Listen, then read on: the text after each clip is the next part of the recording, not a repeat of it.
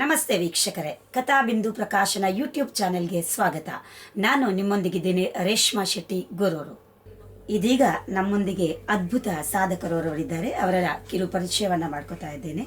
BA Palaksha ಅನ್ನುವರು ಅದ್ಭುತವಾದಂತಹ ಸಾಧನೆಗಳೊಂದಿಗೆ ಮನೆ ಮಾತಾಗಿರುವಂತಹ ನಮ್ಮ ಇಡೀ ಜನಮಾನಸದಲ್ಲಿ ನೆಲೆಯಾಗಿರುವಂತಹ ಒಬ್ಬ ಸಾಧಕ ಶ್ರೇಷ್ಠರು.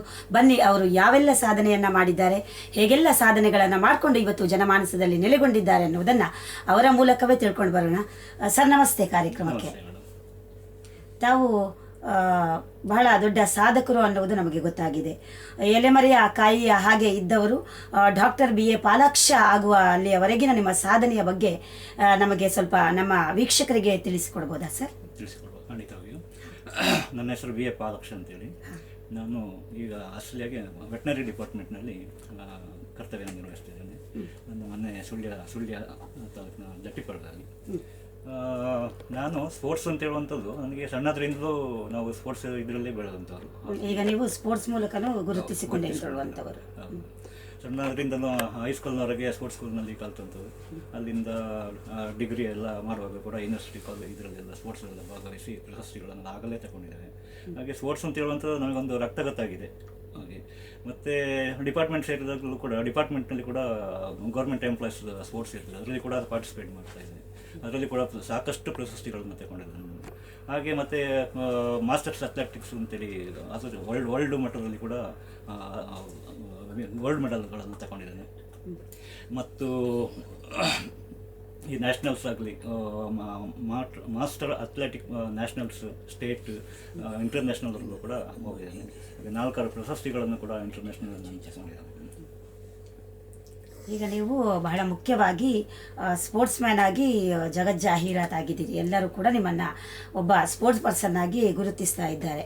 ಡಾಕ್ಟರ್ ಪಾಲಾಕ್ಷ ನೀವು ಹೇಗಾದ್ರಿ ಸರ್? ನಿಮ್ಮ ವೃತ್ತಿ ಹಿನ್ನೆಲೆಯನ್ನು ಸ್ವಲ್ಪ ನಮಗೆ ತಿಳಿಸಿ.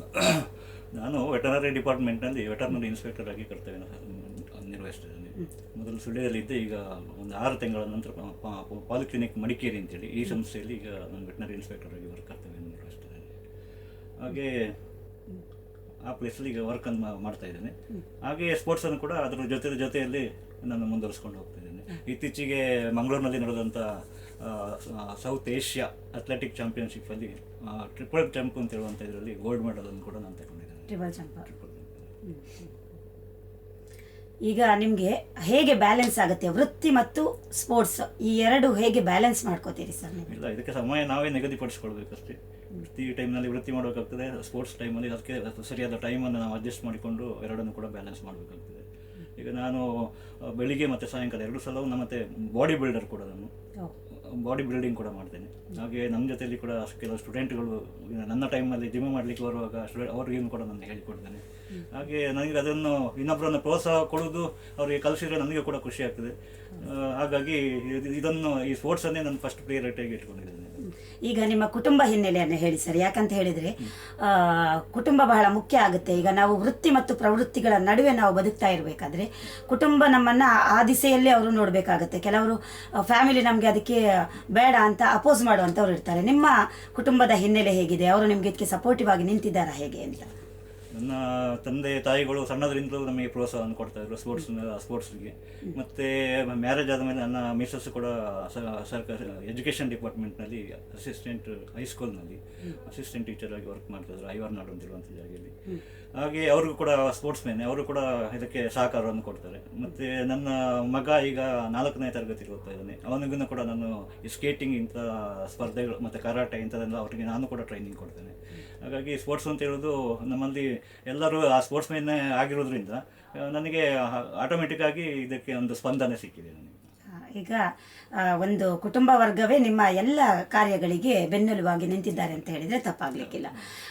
ಮುಂದಿನ ನಿಮ್ಮ ಆಲೋಚನೆಗಳು ಅಥವಾ ಮುಂದಿನ ದಿನಗಳಲ್ಲಿ ನಾನು ಏನು ಮಾಡಬೇಕು ಅನ್ನುವಂಥ ಒಂದು ಪ್ಲ್ಯಾನಿಂಗ್ ಹಾಕ್ಕೊಂಡಿದ್ದೀರಿ ಸರ್? ಅದೇ ಸ್ಪೋರ್ಟ್ಸನ್ನು ಕೂಡ ಇನ್ನೂ ದೇಶ ವಿದೇಶಗಳಿಗೆ ಮಟ್ಟಕ್ಕೆ ತಗೊಂಡೋಗ್ಬೇಕು, ಅಲ್ಲಿ ಕೂಡ ಪ್ರಶಸ್ತಿ ತಗೊಳ್ಬೇಕು. ಮತ್ತು ಜೊತೆಯಲ್ಲಿ ನನ್ನನ್ನು ಯಾರು ನಂಬಿರ್ತಾರೆ, ನನಗೆ ಯಾರು ನನ್ನ ಜೊತೆಯಲ್ಲಿ ಬರ್ತಾರೆ ಅವರನ್ನು ಕೂಡ ಬೆಳೆಸಬೇಕು ಅಂತ ಹೇಳೋ ಉದ್ದೇಶ ನನ್ನಲ್ಲಿದೆ.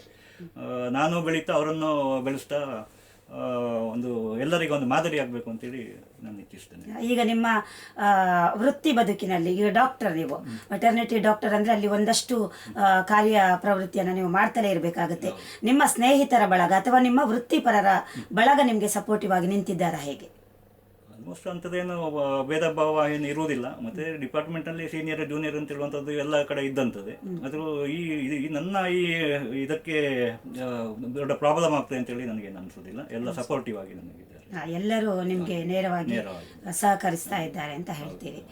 ಮುಂದಿನ ದಿನಗಳಲ್ಲಿ ಈಗ ಯಾವುದಾದ್ರೂ ಒಂದು ಗೇಮ್ ಪ್ಲಾನಿಂಗ್ ಮಾಡ್ಕೊಂಡಿದ್ದೀರಾ, ಅಥವಾ ರಾಷ್ಟ್ರ ಮಟ್ಟದ್ದವರ ಅಥವಾ ಅಂತಾರಾಷ್ಟ್ರೀಯ ಮಟ್ಟದ ಯಾವುದೋ ಒಂದು ಸ್ಪೋರ್ಟ್ಸ್ ಅಥವಾ ಗೇಮ್ಸಲ್ಲಿ ನಾನು ಪಾರ್ಟಿಸಿಪೇಟ್ ಮಾಡಬೇಕು ಅನ್ನುವಂಥ ಮೆಂಟ್ಯಾಲಿಟಿ ಏನಾದರೂ ಇದೆಯಾ? ಇತ್ತೀಚೆಗೆ ಈಗ ನ್ಯಾಷನಲ್ಸ್ ಮೈಸೂರಿನಲ್ಲಿ ಚಾಮುಂಡಿ ವಿಹಾರ್ ಸ್ಟೇಡಿಯಂನಲ್ಲಿ ಈಗ ನ್ಯಾಷನಲ್ಸ್ ಒಂದು ವೆಟರಿಯನ್ ಅಥ್ಲೆಟ್ ಚಾಂಪಿಯನ್ಶಿಪ್ ಒಂದು ನಡೀತಾ ಉಂಟು. ಮತ್ತು ಮುಂದಿನ ತಿಂಗಳು ಜುಲೈ 9, 10, 12ಕ್ಕೆ ಇಂಡೋ ಶ್ರೀಲಂಕಾ ಚಾಂಪಿಯನ್ಶಿಪ್ ಇದೆ ವೆಟರಿಯನ್. ಅದಕ್ಕೂ ಕೂಡ ಭಾಗವಹಿಸಬೇಕಂತಿದೆ. ಈಗ ಇಲ್ಲಿಯವರೆಗೆ ನೀವು ನಡ್ಕೊಂಡು ಬಂದಿದ್ದೀರಿ, ಬರುವಾಗ ಯಾವುದಾದ್ರೂ ಸ್ಟ್ರಗಲ್ಗಳನ್ನು ಫೇಸ್ ಮಾಡಿದ್ದೀರಾ ಸ್ಪೋರ್ಟ್ಸ್ ವೈಸ್? ನಾನು ಕೇಳ್ತಾ ಇರೋದು ತುಂಬ ಇರ್ತದೆ ಒಳಗೆಲ್ಲ. ಎಲ್ಲ ಒಂದು ಕಾರ್ಯಕ್ರಮ, ಒಂದು ಸ್ಪೋರ್ಟ್ಸ್ ಎಂಥದೋ ಒಂದು ವಿಚಾರ ಆದಾಗ ಕೂಡ ಸ್ಟ್ರಗಲ್ಸ್ ಇರುವುದು ಕಾಮನ್ ಆಗಿರ್ತದೆ. ಅದನ್ನೆಲ್ಲ ಎದುರಿಸಿ ಫೇಸ್ ಮಾಡಿ ನಾವು ಮುನ್ನುಗ್ಗಬೇಕಾಗ್ತದೆ. ಹೌದು ಹೌದು. ಹಾಗೆ ನಿಮ್ಮ ವೃತ್ತಿ ಬದುಕಿನಲ್ಲಿ ಏನಾದರೂ ಸಮಸ್ಯೆಗಳಾಗಿದೆಯಾ? ಸಮಸ್ಯೆಗಳು ಅಂತ ಏನಿಲ್ಲ. ಹಾಗೆ ಕೆಲವು ಸಣ್ಣ ಪುಟ್ಟದೆಲ್ಲ ಬರ್ತದೆ. ಡಿಪಾರ್ಟ್ಮೆಂಟಲ್ಲಿ ಇರುವಾಗ ಒಂದೊಂದು ಕೆಲಸವನ್ನು ಮಾಡುವಾಗ ನಮಗೆ ಯಾವುದು ನಾವು ಕೆಳಗಿನ ಎಸತ್ತನ್ನು ನೋಡಿ ನಾವು ಸ್ವಲ್ಪ ಮೇಲಿನ ವರ್ಕ್ಗಳನ್ನು ಆಯ್ಕೆ ಮಾಡಿಕೊಳ್ತೇವೆ. ಅವರು ಆ ಸ್ಥಾನದಲ್ಲಿರುವವರು ಅವರಿಗೆ ಸ್ವಲ್ಪ ಇರಿಟೇಷನ್ ಆಗ್ತದೆ. ಹಾಗಾಗಿ ಕ್ಲಾಶಸ್ ಅಂತೇಳಿ ಬರುವುದಿಲ್ಲ, ಸ್ವಲ್ಪ ಮನಸ್ತಾಪ ಅಂತ ಸಣ್ಣ ಪುಟ್ಟದಿರ್ಬೇಕು. ಮತ್ತು ನಾವೆಲ್ಲ ಅಡ್ಜಸ್ಟ್ ಮಾಡಿಕೊಂಡು ಹೊಂದಾಣಿಕೆಯಿಂದ ಹೋದಾಗ ಇಂಥ ಸಮಸ್ಯೆಗಳಿಗೆ ಬಗೆಹರಿಸಲಿಕ್ಕೆ ಆಗ್ತದೆ. ಈಗ ನೀವು ಮುಖ್ಯವಾಗಿ ನಮ್ಮ ವೀಕ್ಷಕರಿಗೆ ಹೇಳೋದಾದರೆ, ವೃತ್ತಿ ಪ್ರವೃತ್ತಿಯ ನಡುವೆ ಬದುಕ್ತಾ ಇರೋರಿಗೆ ನೀವೇನಾದರೂ ಒಂದು ಸಲಹೆಯನ್ನು ಕೊಡುತ್ತೇನೆ ಅನ್ನೋದಾದರೆ ಯಾವ ರೀತಿಯ ಸಲಹೆಯನ್ನು ಕೊಡ್ತೀರಿ ಸರ್? ವೃತ್ತಿ ಮತ್ತು ಟೈಮ್ ಇದು ಇಂಪಾರ್ಟೆಂಟ್ ಆಗ್ತದೆ. ಇದಕ್ಕೆ ಸಮಯವನ್ನು ನಿಗದಿಪಡಿಸಿಕೊಳ್ಳೋದು, ವೃತ್ತಿಗೆ ಬೇಕಾದ ಸಮಯವನ್ನು ವೃತ್ತಿಗೆ ಮತ್ತು ಈ ಸ್ಪೋರ್ಟ್ಸಿಗೆ ಆರೋಗ್ಯಕ್ಕೆ ಸಂಬಂಧಪಟ್ಟಂಥ ಸಮಯವನ್ನು ನಿಗದಿಪಡಿಸಿಕೊಳ್ಳೋದು ತುಂಬ ಇಂಪಾರ್ಟೆಂಟ್ ಆಗ್ತದೆ. ಎರಡನ್ನು ಕೂಡ ಮಿಕ್ಸ್ ಮಾಡಿಕೊಂಡು ಮಾಡಲಿಕ್ಕೆ ಆಗೋದಿಲ್ಲ. ಹಾಗಾಗಿ ಸಮಯವನ್ನು ಸರಿಯಾಗಿ ಇದು ಮಾಡಿಕೊಂಡು ಸೆಟ್ ಮಾಡಿಕೊಂಡು ನಾವು ವೃತ್ತಿ ಮತ್ತು ಸ್ಪೋರ್ಟ್ಸ್ಗೆ ಬ್ಯಾಲೆನ್ಸನ್ನು ಮಾಡಬೇಕಾಗ್ತದೆ. ನಿಮ್ಮಲ್ಲಿ ಯಾವುದಾದ್ರೂ ವಿಶೇಷವಾದಂಥ ಆಹಾರ ಪದ್ಧತಿಗಳು, ಹೀಗೆ ನಾನೊಬ್ಬ ಸ್ಪೋರ್ಟ್ಸ್ ಮ್ಯಾನ್ ಆಗಿ ಇಂಥದ್ದೇ ಆಹಾರ ಪದ್ಧತಿಗಳನ್ನು ಆಯ್ಕೆ ಮಾಡ್ಕೊಳ್ಬೇಕು ಅಥವಾ ಸ್ವೀಕರಿಸಬೇಕು ಅನ್ನೋಂಥದ್ದು ಏನಾದರೂ ಇದೆಯಾ? ಹೌದು, ಆಹಾರ ತುಂಬ ಇಂಪಾರ್ಟೆಂಟ್ ಆಗ್ತದೆ. ಕೆಲವು ಈಗ ನಾನು ಜಿಮ್ ಕೂಡ ಮಾಡ್ತೇನೆ, ಅಥ್ಲೆಟಿಕಲ್ಲಿ ಕೂಡ ಇದ್ದೇನೆ. ಮತ್ತು ನನಗೆ ಜಿಮ್ಗೆ ಬೇಕಾದಂಥ ಫುಡ್ ಏನುಂಟು ಅದನ್ನು ನಾನು ತಗೊಂಡು, ನ್ಯೂಟ್ರಿಷನ್ ಫುಡ್ ಎಂತ ಉಂಟು ಅದನ್ನು ನಾನು ಕೂಡ ತಗೊಳ್ತೇನೆ. ಮತ್ತು ಈಗ ಇದು ಜಿಮ್ಮಿಗಾಯಿತು. ಈಗ ಅಥ್ಲೆಟ್ ಮಾಡುವಾಗ ಈ ಫುಡ್ಗಳು ನನಗೆ ವರ್ಕೌಟ್ ಆಗೋದಿಲ್ಲ. ಅಥ್ಲೆಟ್ ಆಗುವಾಗ ಅದಕ್ಕೆ ಬೇಕಾದಂಥ ಫುಡ್ಗಳನ್ನು ನಾನು ತಗೊಳ್ಬೇಕು. ಎನರ್ಜಿ ಸ್ವಲ್ಪ ಜಾಸ್ತಿ ಬೇಕಾಗ್ತದೆ ರನ್ನಿಂಗ್ ಜಂಪಿಂಗ್ ಎಲ್ಲ ಮಾಡುವಾಗ. ಅದಕ್ಕೆ ಬೇಕಾದಂಥ ಆಹಾರವನ್ನು ತಗೊಳ್ಬೇಕಾಗ್ತದೆ. ಹೇಗೆ ಬ್ಯಾಲೆನ್ಸ್ ಮಾಡ್ತೀರಿ ಎರಡನ್ನು? ನೀವು ಎರಡನ್ನು ಬ್ಯಾಲೆನ್ಸ್ ಮಾಡಲಿಕ್ಕೆ ತುಂಬ ಕಷ್ಟ ಆಗ್ತದೆ. ಬಾಡಿ ಅಷ್ಟು ಸುಲಭವಾಗಿ ಆಕ್ಸೆಪ್ಟ್ ಮಾಡ್ಕೊಳ್ಳೋದಿಲ್ಲ. ಆದರೂ ಅಡ್ಜಸ್ಟ್ ಮಾಡಿಕೊಂಡು ಕೆಲವು ವಾರದಲ್ಲಿ 3 ದಿವಸ ಆಹಾರ, 3 ದಿವಸ ಅಥ್ಲೆಟಿಕ್ಗೆ ಸಂಬಂಧಪಟ್ಟ ಆಹಾರವನ್ನು ನಾನು ಸೇವನೆ ಮಾಡಿಕೊಳ್ತೇನೆ. ಆಗ ಏನು ಸಮಸ್ಯೆ ಆಗೋದಿಲ್ಲ. ಇಲ್ಲ, ಬಾಡಿ ಬ್ಯಾಲೆನ್ಸಿಂಗ್ ಬರ್ತದೆ. ಆಗುತ್ತೆ. ಈಗ ಮುಂದೆ ನಿಮ್ಮ ಒಂದು ಅಥ್ಲೆಟಿಕ್ ಜೀವನದಲ್ಲಿ ಇಂಥ ಒಂದಷ್ಟು ನನ್ನ ವಿದ್ಯಾರ್ಥಿಗಳಿದ್ದಾರೆ ಅಥವಾ ಅವರನ್ನು ಮುಂದುವರಿಸಬೇಕು ಅನ್ನುವಂಥ ಮನಸ್ಥಿತಿ ಇರ್ತದೆ, ಅವರನ್ನು ಹೇಗೆ ಮುಂದುವರಿಸ್ತೀರಿ ನೀವು? ಮತ್ತು ಮೊದಲನೇದಾಗಿ ಅವರು ಯಾರು ವಿದ್ಯಾರ್ಥಿಗಳಿದ್ದಾರೆ ಅವರ ಮನಸ್ಸನ್ನು ನಾವು ಸ್ಟಡಿ ಮಾಡಬೇಕಾಗ್ತದೆ. ಅವರನ್ನು ಪ್ರೋತ್ಸಾಹಿಸಿ ಅವರನ್ನು ಮೇಲಕ್ಕೆ ತರುವುದು, ಅವರಿಗೆ ಇಂಟ್ರೆಸ್ಟ್ ಬರೆಸುವುದು ನಮ್ಮ ಕೆಲಸ ಆಗ್ತದೆ. ಮತ್ತು ನಾವು ಹೇಳಿದ್ದನ್ನು ಕರೆಕ್ಟಾಗಿ ಅವರು ಮಾಡಬೇಕು. ಮಾಡಿದಾಗ ಅವ್ರಿಗೇನು ಕೂಡ ನಾವು ಇನ್ನೂ ಹೆಚ್ಚು ಗೈಡ್ನೆಸ್ ಮಾಡಿದ ತಕ್ಷಣ ಅವರಿಗೆ ಕೂಡ ಅದರಲ್ಲಿ ಇಂಟ್ರೆಸ್ಟ್ ಬರೋ ಹಾಗೆ ಮಾಡಿ ನಾವು ಕೂಡ ಏನು ಮಾಡ್ತೇವೆ ಅದನ್ನು ಕೂಡ ಅವರು ಗಮನಿಸ್ತಾ ಇರಬೇಕಾಗ್ತದೆ. ನಮ್ಮಿಂದ ಒಬ್ಬರಂತೆ ನಾವು ಹೇಳುವುದಷ್ಟೇ, ಮಾಡುವುದು ಅವರಾಗಿರ್ತಾರೆ. ಹಾಗಾಗಿ ಅವರು ಗಮನ ಇಟ್ಟು ಕೇಳಿ ಅದನ್ನು ಹೇಳುವುದನ್ನು ಅರ್ಥ ಮಾಡಿಕೊಂಡು ಅವರ ಪ್ರೇರೇಪಣೆ ಮಾಡಿಕೊಳ್ಳೋದು ಇದಕ್ಕೆ ತುಂಬ. ಸರ್, ನಿಮಗೆ ಬಹಳಷ್ಟು ಪ್ರಶಸ್ತಿಗಳು ಬಂದಿದ್ದಾವೆ ಅನ್ನೋದು ನಾನು ಕೇಳಿಪಟ್ಟಂಥ ವಿಚಾರ. ರಾಜ್ಯ ಮಟ್ಟದಲ್ಲಿ ಪ್ರಶಸ್ತಿಗಳನ್ನು ಹೇಗೆ ಸ್ವೀಕರಿಸಿದ್ದೀರಿ ಸರ್ ತಾವು? ರಾಜ್ಯ ಮಟ್ಟದ ಇದರಲ್ಲಿ ಡಿಪಾರ್ಟ್ಮೆಂಟಿನ ಅಥ್ಲೆಟ್ ಚಾಂಪಿಯನ್ಶಿಪ್ ಕೂಡ ಇರ್ತದೆ ಮತ್ತು ವೆಟರನ್ ಅಥ್ಲೆಟಿಕ್ ಚಾಂಪಿಯನ್ಶಿಪ್ ಕೂಡ ಇರ್ತದೆ. ಇದರಲ್ಲಿ ಸಾಕಷ್ಟು ಪ್ರಶಸ್ತಿಗಳನ್ನು ತಗೊಂಡಿದ್ದೇನೆ ನಾನು. ಈ ಲಾಂಗ್ ಜಂಪ್ ಇರ್ಬೋದು, ಹೈ ಜಂಪ್ ಇರಬೇಕು, ರನ್ನಿಂಗ್ ಇರ್ಬೋದು, ಫುಲ್ ಜಂಪ್ ಇರ್ಬೋದು, ಇಂಥದ್ರಲ್ಲಿ ಸಾಕಷ್ಟು ಪ್ರಶಸ್ತಿಗಳನ್ನು ನಾನು ತಗೊಂಡಿದ್ದೇನೆ. ಹಾಗೆ ನ್ಯಾಷನಲ್ಸಲ್ಲಿ ಕೂಡ ಕೆಲವರು ಒಂದು 15ರಿಂದ 20 ನ್ಯಾಷನಲ್ಸ್ ಅವಾರ್ಡ್ಗಳನ್ನು ಕೂಡ ನಾನು ತಗೊಂಡಿದ್ದೇನೆ. ಹಾಗೆ ಇಂಟರ್ನ್ಯಾಷನಲ್ ಇದರಲ್ಲಿ ಕೂಡ 4 ದೇಶಗಳಿಗೆ ನಾನು ಹೋಗಿ ಪಾರ್ಟಿಸಿಪೇಟ್ ಮಾಡಿ ಅಲ್ಲಿ ಕೂಡ ಮೆಡಲ್ಗಳನ್ನು ತಗೊಂಡು ಬಂದಿದ್ದೇನೆ. ನಾನು ಹೆಚ್ಚಿನದಾಗಿ ಸ್ವೀಡನ್ 2023ರಲ್ಲಿ ಸ್ವೀಡನ್ನಲ್ಲಿ ನಡೀತು. ಇದರಲ್ಲಿ ಲಾಂಗ್ ಜಂಪಲ್ಲಿ ಸೆಕೆಂಡ್ ಪ್ಲೇಸನ್ನು ಮಾಡ್ಕೊಂಡಿದ್ದೇನೆ. ಮತ್ತು ಇಂಡಿಯಾ ಶ್ರೀಲಂಕಾ ಮ್ಯಾಟ್ ಅಥ್ಲೆಟಿಕ್ ಅಂತೇಳಿ ಅದು 2024ರಲ್ಲಿ ನಡೀತು. ಅಲ್ಲಿ ಕೂಡ ಅದು 10th ಮತ್ತು 11th ಜುಲೈಲಿ ನಡೆದಂಥದ್ದು. ಇದರಲ್ಲಿ ಕೂಡ ಲಾಂಗ್ ಜಂಪಲ್ಲಿ ಗೋಲ್ಡ್ ಮೆಡಲ್ ಅಂತ ತಗೊಂಡಿದ್ದೇನೆ. ವರ್ಲ್ಡ್ ಮಾಸ್ಟರ್ಸ್ ಅಥ್ಲೆಟಿಕ್ ಚಾಂಪಿಯನ್ಶಿಪ್ ಇದು ನ್ಯೂ ತೈಪೆ ಸಿಟಿಯಲ್ಲಿ ನಡೆದಂಥದ್ದು. ಇದು 17-18ಕ್ಕೆ ನಡೆದಂತೆ 2022ರಲ್ಲಿ. ಇದರಲ್ಲಿ ಕೂಡ ನಾನು ಗೋಲ್ಡ್ ಮೆಡಲ್ ಅಂತ ಲಾಂಗ್ ಜಂಪ್ನಲ್ಲಿ ಗೋಲ್ಡ್ ಮೆಡಲ್ ಅಂತ ತಗೊಂಡಿದ್ದೇನೆ. ಹಾಗೆ ವರ್ಲ್ಡ್ ಮಾಸ್ಟರ್ಸ್ ಅಥ್ಲೆಟಿಕ್ ಚಾಂಪಿಯನ್ಶಿಪ್ ಅಂತೇಳಿ ಇದು ಫಿನ್ಲ್ಯಾಂಡಲ್ಲಿ ನಡೆದಂಥದ್ದು.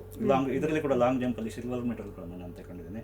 ಹಾಗೆ ಗೋವಾದಲ್ಲಿ ನಡೆದಂಥ ನ್ಯಾಷನಲ್ ಅಥ್ಲೆಟಿಕ್ ಚಾಂಪಿಯನ್ಶಿಪ್ ಅಲ್ಲಿ ಕೂಡ ಗೋಲ್ಡ್ ಮೆಡಲ್ ಅಂತ ತಗೊಂಡಿದ್ದೇನೆ. ಹಾಗೆ ಡಿಪಾರ್ಟ್ಮೆಂಟಿನ ಇದರಲ್ಲಿ ಸಾಕಷ್ಟು ಪ್ರಶಸ್ತಿಗಳನ್ನು ತಗೊಂಡಿದ್ದೇನೆ. 2019ರಿಂದ ಇದುವರೆಗೂ ಪ್ರಶಸ್ತಿ ತಗೊಳ್ತಾನೆ ಬರ್ತಾ ಇದ್ದೇನೆ. ಯಾವುದರಲ್ಲಿ ಕೂಡ ನಂದು ಏನು ಇವೆಂಟ್ಸ್ ಉಂಟು ಪ್ರತಿ ಇವೆಂಟ್ಸ್ನಲ್ಲಿ ಕೂಡ ನಾನು ಮೆಡಲ್ಗಳನ್ನ ತಗೊಂಡು ಬರ್ತಾನೆ ಇದ್ದೇನೆ. ಹಾಗಾದರೆ ನಿಮ್ಮನ್ನು ರಾಜ್ಯ ಮಟ್ಟದ, ರಾಷ್ಟ್ರ ಮಟ್ಟದ, ಅಂತಾರಾಷ್ಟ್ರೀಯ ಮಟ್ಟದ ಚಿನ್ನದ ಹುಡುಗ ಅಂತ ಕರಿಬಹುದೇನೋ. ಬಹುಶಃ ನಮ್ಮ ಯೂಟ್ಯೂಬ್ ಚಾನೆಲಲ್ಲಿ ನಮ್ಗೆ ಇದನ್ನು ಹೇಳ್ಕೊಳ್ಳಿಕ್ಕೆ ನಿಜವಾಗಿಯೂ ಹೆಮ್ಮೆ ಆಗುತ್ತೆ. ಬಹಳಷ್ಟು ಚಿನ್ನದ ಸಾಧನೆಯನ್ನು ಮಾಡಿದವರು ನೀವು.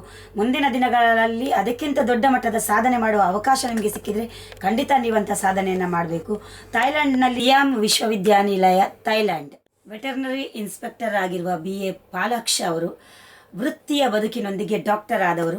ಈಗ ಗೌರವ ಡಾಕ್ಟರೇಟ್ ಮೂಲಕ ಮತ್ತೊಮ್ಮೆ ಡಾಕ್ಟರ್ ಆಗ್ತಾ ಇದ್ದಾರೆ. 2 ಡಾಕ್ಟರ್ ಒಂದು ಪದವಿಯ ಮೂಲಕ ಇನ್ನೊಂದು ಗೌರವ ಡಾಕ್ಟರೇಟನ್ನು ಪಡ್ಕೊಳ್ಳುವ 2 ಅದ್ಭುತ ಸಾಧನೆಗಳು ಅವ್ರ ಜೊತೆಗಿದೆ. ಡಾಕ್ಟರ್ ಈಗ ನಾವು 2 ಬಾರಿಗೆ ಡಾಕ್ಟರ್ ಅಂತ ಹೇಳಬಹುದೇನೋ. ಬಹುಶಃ ಡಾಕ್ಟರ್ 2 ಅಂತ ಹೇಳಬಹುದೇನೋ. ಅದ್ಭುತವಾದಂಥ ಸಾಧನೆ ಸರ್. ಇಂತಹ ಸಾಧನೆಗಳು ಮತ್ತಷ್ಟು ಮಗದಷ್ಟು ನಿಮ್ಮಿಂದ ಹೊರ ಹೊಮ್ತಾನೆ ಇರಲಿ. ನಿಮ್ಮಂಥ ಸಾಧಕರನ್ನು ಗುರುತಿಸಿ ಗೌರವಿಸುವಂಥ ವೇದಿಕೆಗಳು ಮತ್ತಷ್ಟು ಮುಂದಕ್ಕೆ ಬರಲಿ ಅಂತ ಹೇಳ್ತಾ ಮತ್ತೊಮ್ಮೆ ನಮಗೆ ಅಭಿನಂದನೆಗಳನ್ನ ಸಲ್ಲಿಸ್ತಾ ಇದ್ದೇವೆ ಸರ್. ವೃತ್ತಿಯಲ್ಲಿ ವೆಟರ್ನಿಟಿ ಡಾಕ್ಟರ್, ಬಹುಶಃ ಆ ಒಂದು ವೃತ್ತಿಯ ಬದುಕಿನ ಜೊತೆಗೆ ನಿಮಗೆ ಈ ಸಾಕು ಪ್ರಾಣಿಗಳ ಮೇಲೆ ವಿಶೇಷವಾದಂಥ ಕಾಳಜಿ, ಅಭಿರುಚಿ ಬಂದಿರಬಹುದು. ಬಹುಶಃ ಸಮಾಜ ಸೇವೆಯಲ್ಲಿ ತೊಡಗಿಕೊಂಡಿದ್ದೀರಿ ಅಂತ ಗೊತ್ತಾಯಿತು. ಅದು ಕೂಡ ಎಲ್ಲಿಯಾದರೂ ಬೀದಿ ನಾಯಿಗಳು ಅಥವಾ ಸಾಕು ಪ್ರಾಣಿಗಳು ಅಥವಾ ಬೀದಿಯಲ್ಲಿರುವಂಥ ಯಾವುದೇ ಪ್ರಾಣಿಗಳಿಗೆ ಏನೇ ಒಂದು ಸಮಸ್ಯೆ ಆಯಿತು, ಆರೋಗ್ಯ ಹದಗೆಡ್ತು ಅಂತ ಆದರೂ ಕೂಡ ಕೂಡಲೇ ನೀವು ಹೋಗಿ ಸ್ಪಂದಿಸ್ತೀರಿ. ಬೀದಿಯಲ್ಲಿರುವಂಥ ಯಾವುದೇ ಪ್ರಾಣಿಗಳಿಗೆ ಸಮಸ್ಯೆ ಆಯಿತು ಅಂದ ತಕ್ಷಣ ಅವುಗಳ ಆರೋಗ್ಯದ ಕಾಳಜಿಯನ್ನು ವಹಿಸುತ್ತಿರಬಹುದು. ಆಹಾರಗಳನ್ನು ಆ ಕ್ಷಣಕ್ಕೆ ತಂದು ಒಪ್ಪಿಸುವಂಥ ಅವುಗಳಿಗೆ ಕೊಡುವಂಥದ್ದಿರ್ಬೋದು. ಇಂಥ ಕಾಳಜಿಗಳನ್ನು ಬಹುಜಾಗ್ರತೆಯಿಂದ ಮಾಡ್ತೀರಿ ಅನ್ನೋದನ್ನು ಕೇಳಿಪಟ್ಟಿದ್ದೇವೆ. ಇದರ ಬಗ್ಗೆ ಸ್ವಲ್ಪ ಮಾಹಿತಿಯನ್ನು ನಮ್ಮ ವೀಕ್ಷಕರಿಗೆ ತಿಳಿಸಿ ಸರ್. ನಾನು ಸ್ಪೋರ್ಟ್ಸ್ ಬೆಳಿಗ್ಗೆ ಜಾಗಿಂಗ್ ಹೋಗ್ತೇನೆ. ಜಾಗಿಂಗ್ ಹೋಗುವಾಗ ಕೆಲವು ಬೀದಿಗಳಲ್ಲೆಲ್ಲ ಸಣ್ಣ ಸಣ್ಣ ನಾಯಿ ಮರಿಗಳನ್ನು ಎಲ್ಲ ಬಿಟ್ಟು ಹೋಗಿರ್ತಾರೆ. ಅದಕ್ಕೆ ಎಲ್ಲಿಗೆ ಹೋಗ್ಬೇಕು, ಏನು ಮಾಡಬೇಕು ಅಂತೇಳಿ ಗೊತ್ತಾಗೋದಿಲ್ಲ. ಅದಕ್ಕೆ ನನಗೆ ಅದನ್ನು ನೋಡಿ ನಾವು ಡಿಪಾರ್ಟ್ಮೆಂಟ್ ಇದ್ದ ಕಾರಣ ನಮಗೆ ಅದರ ಬಗ್ಗೆ ವಿಶೇಷವಾದ ಒಂದು ಕಾಳಜಿ. ಹಾಗಾಗಿ ನಾವೇಂದ್ರೆ ಅಂಥ ಪ್ರಾಣಿಗಳನ್ನು ಬಿಟ್ಟಾಗ ಅದನ್ನು ತಗೊಂಡೋಗಿ ಎಲ್ಲಿ ಬಿಡೋದು, ಅದು ನಿರ್ಜನ ಪ್ರದೇಶಗಳಲ್ಲಿ ಬಿಟ್ಟು ಹೋಗ್ತಾರೆ. ಅದನ್ನು ನಮಗೆ ನೋಡ್ಲಿಕ್ಕೆ ಆಗೋದಿಲ್ಲ. ಅದನ್ನು ನಾವು ಇಂಥ ನಾಯಿಗಳನ್ನೇ ಒಂದು ಕಡೆ ಕರ್ಕೊಂಡೋಗಿ ಒಂದು ರೂಮ್ ಟೈಪ್ ಮಾಡಿ ಸುಮಾರು 58 ನಾಯಿಗಳ ಪೋಷಣೆಯನ್ನು ಕೂಡ ನಾನು ಮಾಡಿದ್ದೇನೆ. ಮತ್ತು ಆಕ್ಸಿಡೆಂಟ್ ಆದಂಥ ನಾಯಿಗಳಿರ್ಬೋದು, ಕೆಲವು ಬೇರೆ ಬೇರೆ ಊನತೆ ಆರೋಗ್ಯ ಸರಿ ಇಲ್ಲದ ನಾಯಿಗಳು, ಇಂಥ ನಾಯಿಗಳನ್ನೆಲ್ಲ ತಂದು ಅದಕ್ಕೆ ಆಹಾರವನ್ನು ಕೊಟ್ಟು ಟ್ರೀಟ್ಮೆಂಟ್ ಎಲ್ಲ ಮಾಡಿ, ಕೆಲವು ಮತ್ತು ಈ ಸರ್ಜರಿಗಳನ್ನೆಲ್ಲ ಮಾಡಿ ಅದಕ್ಕೆ ಗರ್ಭ ಆಗದಾಗೆ ಅದನ್ನೆಲ್ಲ ಕೆಲವು ಸಾಕುವವರಿಗೆ ಲಸಿಕೆಗಳನ್ನೆಲ್ಲ ಹಾಕಿ ವ್ಯಾಕ್ಸಿನೇಷನ್ ಎಲ್ಲ ಮಾಡಿ, ರೇಬಿಸ್ ಆಗಿರ್ಬೋದು, ಡಿಸ್ಟೆಂಪರ್ ಇಂಥ ವ್ಯಾಕ್ಸಿನೇಷನ್ ಎಲ್ಲ ಮಾಡಿ ಯಾರಾದರೂ ಪ್ರಾಣಿ ಪ್ರಿಯರು ಸಾಕುವವರಿದ್ರೆ ಅವರಿಗೆ ಅಡಾಪ್ಟ್ ಮಾಡುವಂಥ ಕೆಲಸಗಳನ್ನು ಕೂಡ ನಾನು ಮಾಡ್ತಾ ಇದ್ದೇನೆ. ನೋಡಿ, ಜನಸೇವೆಯೇ ಜನಾರ್ದನ ಸೇವೆ ಅಂತ ಹೇಳ್ತಾರೆ. ಈ ನಮ್ಮ ಸಾಧಕರು ಪ್ರಾಣಿಗಳ ಸೇವೆಯನ್ನು ಕೂಡ ಮಾಡ್ತಾ ಇದ್ದಾರೆ. ಎಷ್ಟು ಅದ್ಭುತ ಅಲ್ವಾ? ಇಂತಹ ಮನಸ್ಥಿತಿ ಪ್ರತಿ ಮನುಷ್ಯನಿಗೂ ಬೇಕು. ನಾವು ಒಂದು ವೀಕ್ಷಕರಿಗೆ ಒಂದು ಕಿವಿ ಮಾತು ಹೇಳೋದು, ನೋಡಿ, ನಮ್ಮಲ್ಲಿ ಸಾಕಲಿಕ್ಕೆ ಸಾಧ್ಯ ಇದ್ದರೆ ಮಾತ್ರ ನಾವು ಪ್ರಾಣಿಗಳನ್ನು ಸಾಕಬೇಕು. ತಗೊಂಡೋಗಿ ನಮಗೆ ಸಾಕಲಿಕ್ಕೆ ಸಾಧ್ಯ ಆಗೋದಿಲ್ಲ ಅಂತ ಹೇಳಿದಾಗ ರೋಡ್ ಸೈಡ್ ಎಲ್ಲಾದರೂ ಬಿಟ್ಟು ಅವುಗಳಿಗೆ ಒಂದು ಎಲ್ಲೋ ಆಕ್ಸಿಡೆಂಟ್ ಆಗೋದು ಅಥವಾ ಬೇರೆ ಬೇರೆ ಸಮಸ್ಯೆಗಳಾಗಿ ಅವುಗಳು ನರಳುವುದನ್ನು ನೋಡಲಿಕ್ಕೆ ಖಂಡಿತ ಯಾವ ಮನುಷ್ಯರಿಗೂ ಸಾಧ್ಯ ಆಗೋದಿಲ್ಲ. ಇಂತಹ ವ್ಯಕ್ತಿಗಳು ಎಲ್ಲ ಕಡೆಯಲ್ಲೂ ನಮಗೆ ಸಿಗಲಿಕ್ಕೆ ಸಾಧ್ಯ ಇಲ್ಲ. ಸಿಕ್ಕಿದಂಥ ಒಂದು ಪ್ರಾಣಿಗಳನ್ನು ರೆಸ್ಕ್ಯೂ ಮಾಡಿ ಅವುಗಳಿಗೆ ಈಗ 58 ಒಂದು ನಾಯಿಗಳನ್ನು ಸಾಕಿ ಅವುಗಳಿಗೆ ಅನ್ನಾಹಾರವನ್ನು ಕೊಡ್ತಾ ಇದ್ದೇನೆ ಅಂತ ಹೇಳುವಂಥದ್ದು ಇದು ದೊಡ್ಡ ಒಂದು ಖುಷಿಯ ವಿಚಾರ. ಇಂಥವ್ರು ಎಲ್ಲರೂ ಸಮಾಜದಲ್ಲಿ ಇರೋದಿಲ್ಲ. ಇರುವಂಥ ಕೆಲವು ಜನಗಳಲ್ಲಿ ನಮ್ಮ ಸಾಧಕರು, ನಮ್ಮ ಪಾಲಾಕ್ಷ ಅವರು, ಡಾಕ್ಟರ್ ಪಾಲಾಕ್ಷ ಅವರು ಕೂಡ ಒಬ್ಬರು ಅಂತ ಹೇಳಬಹುದು. ಬಹುಶಃ ನಾವು ಇವತ್ತಿಗೆ ಒಂದು ಕಿವಿ ಮಾತನ್ನು ವೀಕ್ಷಕರಿಗೆ ಏನು ಹೇಳ್ತೇವೆ ಅಂತ ಕೇಳಿದ್ರೆ, ದಯವಿಟ್ಟು ನಾವು ಇಂಥ ಎಲ್ಲಾದರೂ ಪ್ರಾಣಿಗಳು ನಮ್ಮ ಕಣ್ಣ ಮುಂದೆ ಸಿಕ್ಕಿದರೆ ಅಥವಾ ಕಾಣಲಿಕ್ಕೆ ಸಿಕ್ಕಿದರೆ ಅವುಗಳನ್ನು ತಂದು ನಾವು ಕೂಡ ಅವುಗಳೊಂದು ಆಹಾರವೋ ಅಥವಾ ಅವುಗಳಿಗೊಂದು ಆರೋಗ್ಯಕ್ಕೆ ಬೇಕಾದಂಥ ಏನಾದರೂ ವ್ಯವಸ್ಥೆಯನ್ನು ಮಾಡುವುದರ ಮುಖೇನ ಪ್ರಾಣಿಗಳಿಗೆ ನಾವೊಂದು ದಯೆಯನ್ನು ತೋರಿಸೋಣ. ದಯೆ ಧರ್ಮದ ಮೂಲವಯ್ಯ ಅಂತ ಹೇಳುವ ಹಾಗೆ ಬದುಕಿನಲ್ಲಿ ನಾವು ಕೂಡ ಪ್ರಾಣಿಗಳನ್ನು ಪ್ರೀತಿಸಿದರೆ ಅವು ನಮ್ಮನ್ನು ನಿಜವಾಗಿಯೂ ನಮ್ಮ ಕೊನೆಯ ತನಕ, ನಮ್ಮ ಜೀವನದ ಕೊನೆಯ ತನಕ ನಮ್ಮನ್ನು ಪ್ರೀತಿಸ್ತವೆ. ಬಹುಶಃ ಇಂಥ ಕಾರ್ಯದಲ್ಲಿ ಕೈ ಜೋಡಿಸಿದಂಥ ಪಾಲಕ್ಷ ಅವರಿಗೆ ನಿಜವಾಗಿಯೂ ನಾವು ಹೃದಯ ತುಂಬಿ ಧನ್ಯವಾದಗಳನ್ನು ಸಲ್ಲಿಸ್ತೇವೆ. ಅವರಿಗೆ ಎಲ್ಲರೂ ಕೂಡ ಅಭಿನಂದನೆಗಳನ್ನ ಸಲ್ಲಿಸಲೇಬೇಕು. ಅರ್ಹವಾಗಿಯೇ ಒಬ್ಬ ವ್ಯಕ್ತಿಯನ್ನು ಕೂರಿಸಿ ನಾವು ಇವತ್ತು ಅವರ ಇಂಟ್ರೊಡಕ್ಷನ್ ಮಾಡ್ತಾ ಇದ್ದೇವೆ. ನಿಜವಾಗಿಯೂ ಇಂತಹ ಸಾಧಕರು ನಮ್ಮ ಜೊತೆಗೆ ಇರಬೇಕು. ಮುಂದಿನ ದಿನಗಳಲ್ಲಿ ಕೂಡ ನೀವು ಇಂತಹ ಸಾಧನೆಗಳನ್ನು ಮಾಡಿ, ಯಾಕೆಂತ ಹೇಳಿದರೆ ಜನರಿಗೆ ನಿಮ್ಮಂತಹ ಸಾಧಕರ ಸ್ಫೂರ್ತಿಯ ಚಿಲುಮೆಗಳಾಗಿ ಸಿಗ್ತಾರೆ. ನೀವು ಸಿಕ್ಕಿದ್ದೀರಿ, ಅದು ನಮ್ಮ ಅದೃಷ್ಟ ಅಂತ ನಾವಾದರೂ ಭಾವಿಸ್ತೇವೆ ಸರ್. ಈ ನಮ್ಮನ್ನು ನಾವು ತಿದ್ದಿಕೊಂಡ್ರೆ ಬದುಕು ಚೆನ್ನಾಗಿರ್ತದೆ ಅನ್ನೋದು ನಿಮ್ಮ ಅಭಿಪ್ರಾಯ. ಮುಂದಿನ ದಿನಗಳಲ್ಲಿ ಸಾಧನೆಯ ಹಾದಿಯಲ್ಲಿ ನೀವು ಮತ್ತಷ್ಟು ಗೆಲುವನ್ನು ಸಾಧಿಸಬೇಕು ಅನ್ನುವುದು ನಮ್ಮ ಉದ್ದೇಶ. ಕಥಾಬಿಂದು ಯೂಟ್ಯೂಬ್ ಚಾನೆಲ್ ವತಿಯಿಂದ ನಾವು ಅಂತಹ ಶುಭ ಹಾರೈಕೆಗಳನ್ನು ಹಾರೈಸ್ತೇವೆ. ಮತ್ತಷ್ಟು ಮುಂದಿನ ದಿನಗಳಲ್ಲಿ ನೀವು ಸಾಧನೆಯನ್ನು ಮಾಡಬೇಕು ಅನ್ನುವುದು ನಮ್ಮೆಲ್ಲರ ಮನಸ್ಥಿತಿಯೂ ಕೂಡ, ಹಾರೈಕೆಯೂ ಕೂಡ. ಮತ್ತಷ್ಟು ಯಶಸ್ವಿ ಸಾಧಕರಾಗಿ ಹೊರಹೊಮ್ಮಲಿಕ್ಕೆ ಯಾವೆಲ್ಲ ಪ್ರಯತ್ನಗಳು ಬೇಕು ಆ ಎಲ್ಲ ಪ್ರಯತ್ನಗಳನ್ನು ಮಾಡುವುದರ ಮುಖೇನ ನೀವು ದೊಡ್ಡ ಮಟ್ಟದ ಸಾಧನೆಯನ್ನು ಮಾಡಿ ಅಂತ ಕಥಾಬಿಂದು ಯೂಟ್ಯೂಬ್ ಚಾನೆಲ್ ಮೂಲಕ ನಿಮಗೆ ಹಾರೈಸ್ತಾ ಇದ್ದೇವೆ ಸರ್.